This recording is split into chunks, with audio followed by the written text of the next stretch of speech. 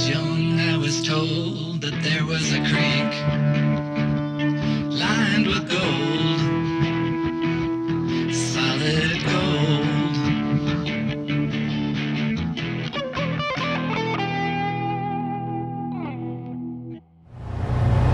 Hello everyone, welcome back. Glad to see you. We're heading up to go mining this morning. Jesse and Kathy's camp at Pickle Creek is situated right here at the end of the Shanghai Divide Road, so we drove through there every morning.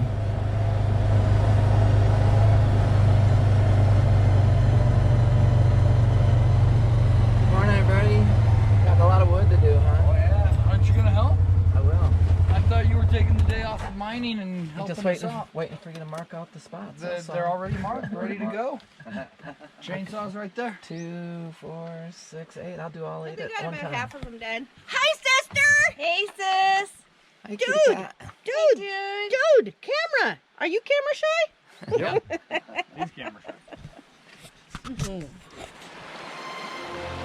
All right, at our mine site, another beautiful day in Pierce, Idaho. Just can't believe the blue skies.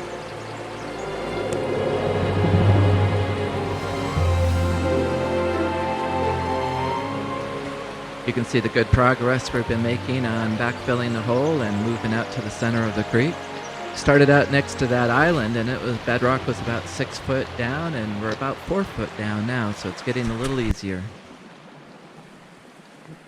Bob getting ready to go to work here, getting his waders on.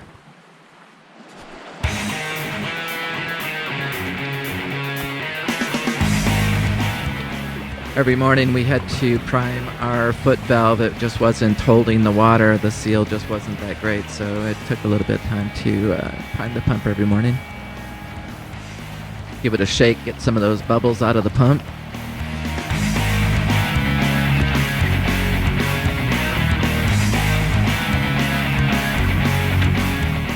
Bob's got it primed quick. We only got a few seconds to get this sucker started before we lose the water.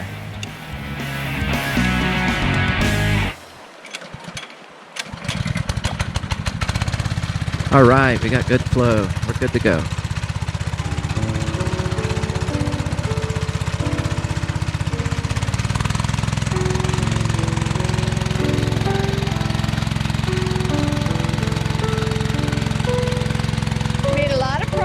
We're doing some adjustment to the slope of the sluice as we've removed all those classifying screens. Now we're just running strictly hog matting and the modified Clarkson ripples. So our sluice setup now, we have the expanded metal right after the flare with miner's moss. Then we have the gold hog talon. We have the modified Clarkson ripples, and then we have the gold hog motherlode mat. All right, I'm in the hole, getting things started here, tearing down that wall again, getting these rocks out of the way.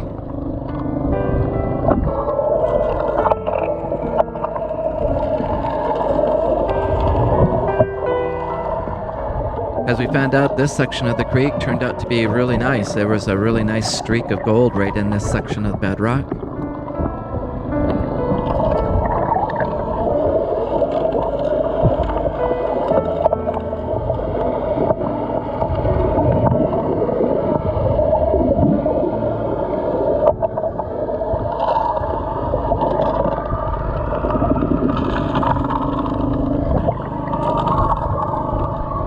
Nice thing about having space to backfill now, all these large rocks that you'd have to normally throw out of the hole to get out of your way, you just toss it back to your feet. And same with the bucket, you just dump it, turn around, dump it right in back of you. So it's real easy now to get this rock just moved about 5 feet, one section to another.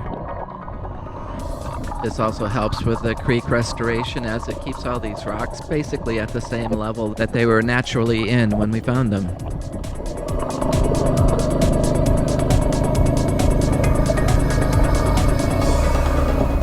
There were some large boulders in this section of the creek, so maybe that is why the gold was a little bit better in this section, perhaps. I don't know. Nobody had worked this area. I don't know. It's kind of a mystery.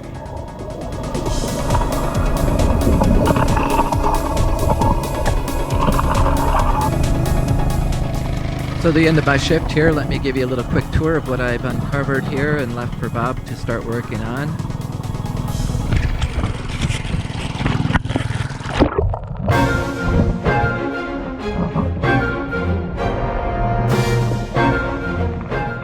see the overburden here is a lot less, but on the flip side, there was a lot of huge rocks, big boulders here, so it was hard going here.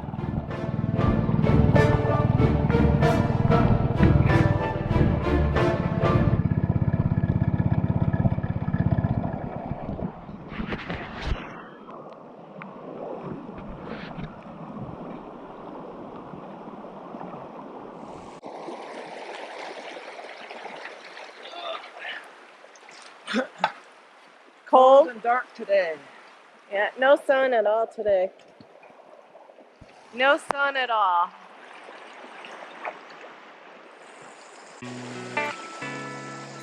Yeah, that sun makes a huge difference down there. You can really tell when it goes cloudy and when the sun comes out, the visibility and the clarity that you can see with the sun is just a lot more. Plus, you get a little bit of heat from that sun on your back as you're working, and you can tell that when it's not there, you're just freezing in that hole.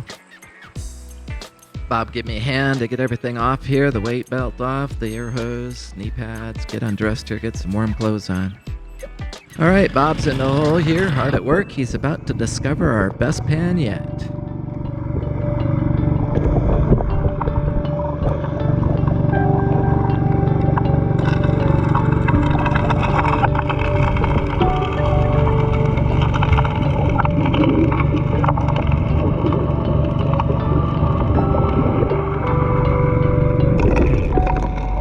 Tedious work every day, blowing out that bedrock, breaking it apart, and getting all the gold that's in those cracks and crevices, but necessary. That's where we're finding the most gold and the chunkier gold.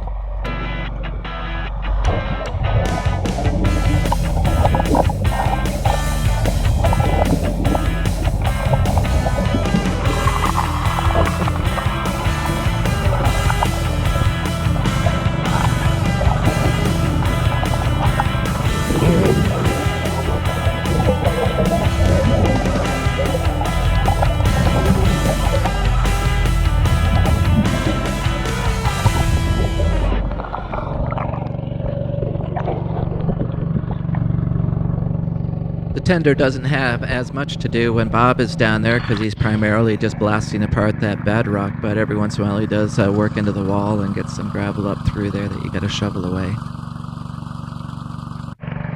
Give Bob the GoPro here, he'll give you a close-up of this bedrock that he's been working on. Look at the beautiful quartz in that bedrock.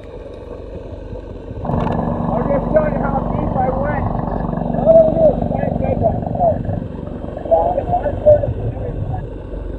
You can see how far down Bob was able to pry into this bedrock. It was fairly easy to do and had some really good gold in there.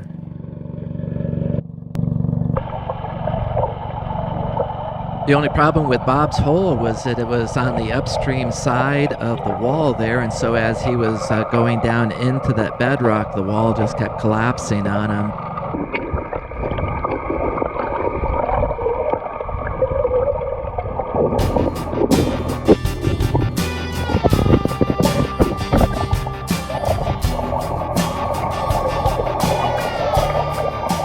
Nice side view of Bob working here. You can see the current going down through the hole. I positioned the intake nozzle hose a little bit above the rocks there to keep the current from coming over the top of the hose and causing debris and sediment to go down on Bob and obscuring his vision.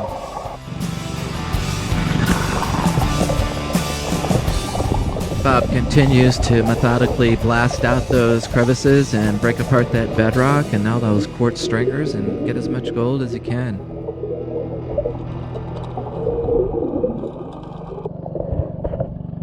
You can see we're just a little bit more than halfway across the creek now. We're in the main flow of the creek now. We don't have those boulders blocking the current flow anymore.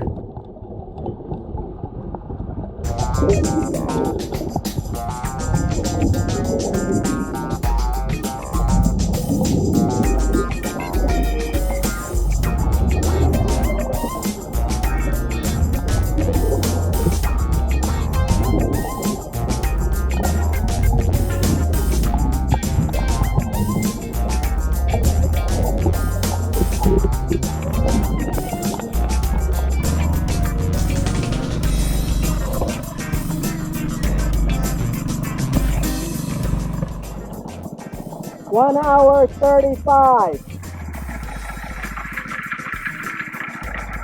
You want to go more or are you done?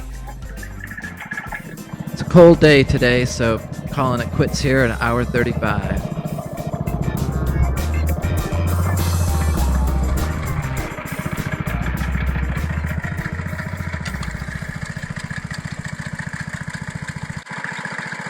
What's down there?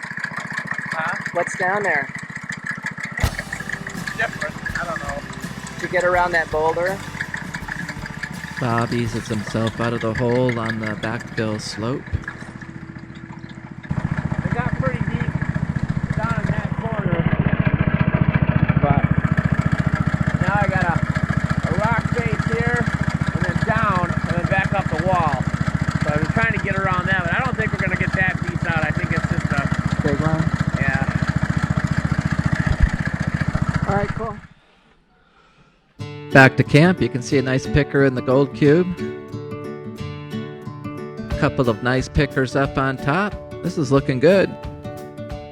Here's a view of some of our 10 mesh minus and 20 mesh size pieces of gold. Some nice pieces in there. Classifying the gold cube concentrates really helped on your panning because you worked with the same type of material, the same size material. You didn't have a lot of powder and large stuff that made it hard to separate. Always panning.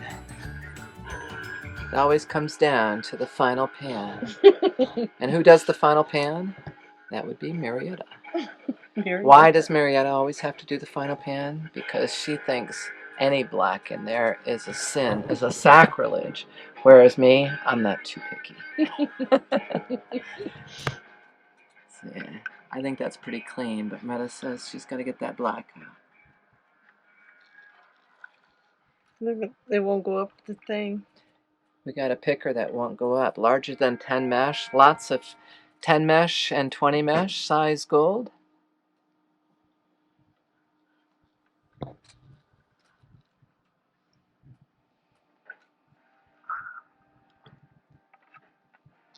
And what are you doing there, Moretta? No, right now I'm stuck in the gold because I have clean spots. So, I'm walking the gold down. By walking the gold down, it takes the dirt away. Tap, tap. So, now I'm getting clean gold in my bottle.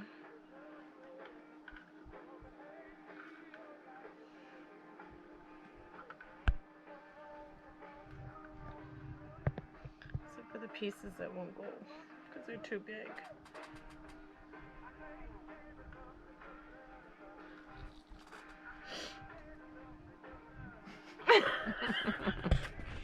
Panning's a lot of fun. We love to pan. It's what brings joy to our heart.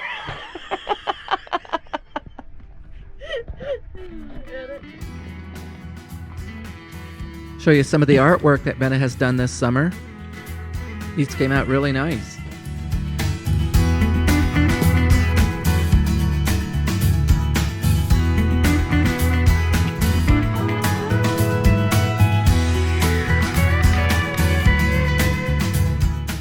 And here's our pan for the day. Look at that. Great gold. Thanks for watching, everyone. We'll see you next time. Please subscribe. Give us a thumbs up.